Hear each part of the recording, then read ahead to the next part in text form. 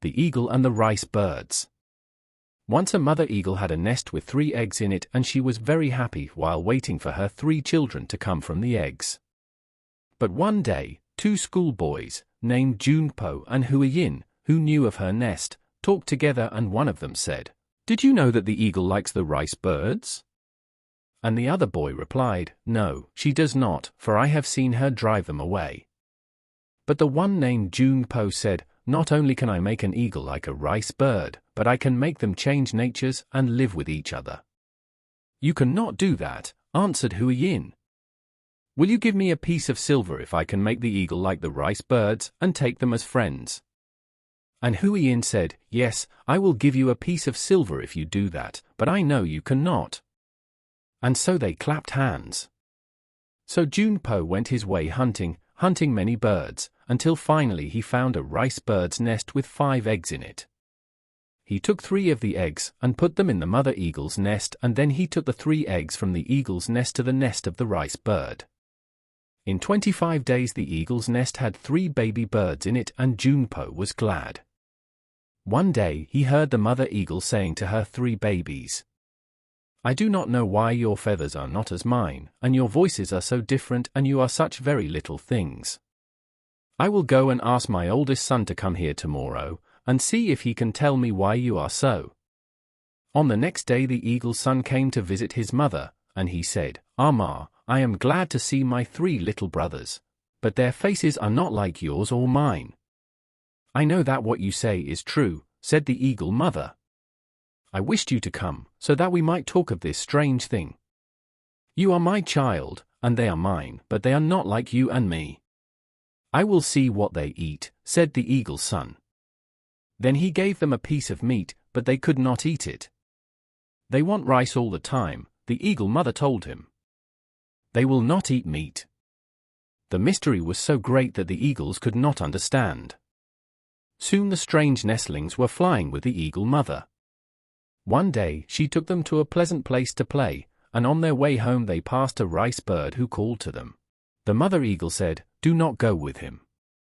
Come with me." But the little ones would not listen. And when the rice bird said, "Jip jip," and flew down to a rice field, the 3 little ones left the eagle mother and went with the rice bird.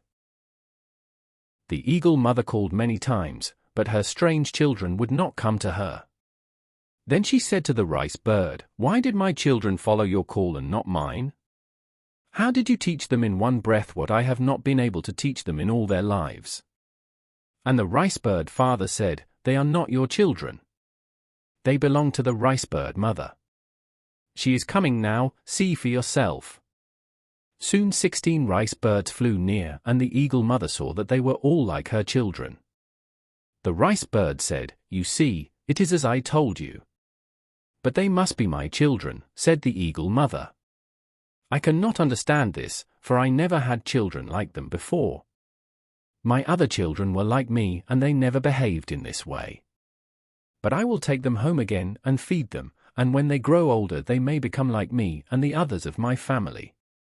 "It will never be so," said the rice bird. "I am sure of that. You need not hope that these children will ever be eagles. You see, they do not eat meat, they eat rice. They know the rice bird's call without being taught. They do not speak the same dialect that you speak, nor sing the same songs. They are surely rice birds, and you cannot keep them longer in your home."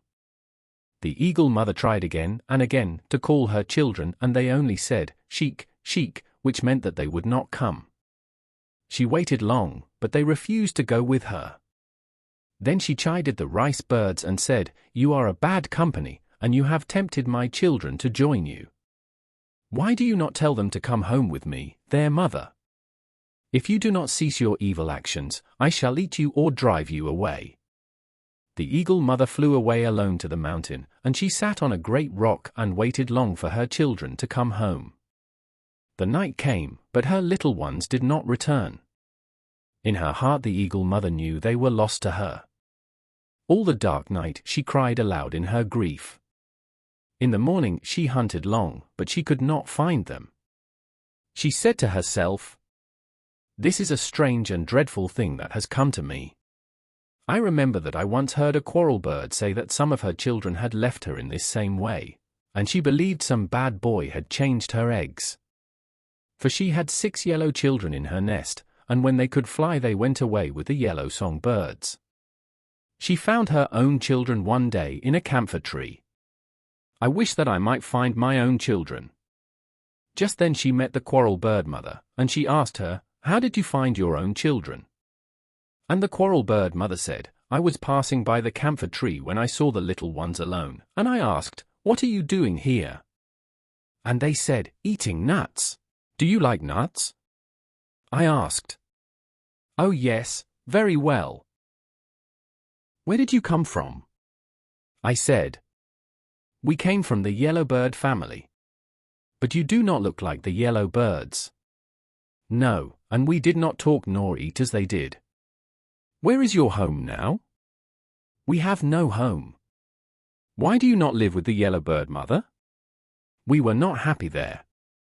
The others do not eat nor drink, nor sing as we do.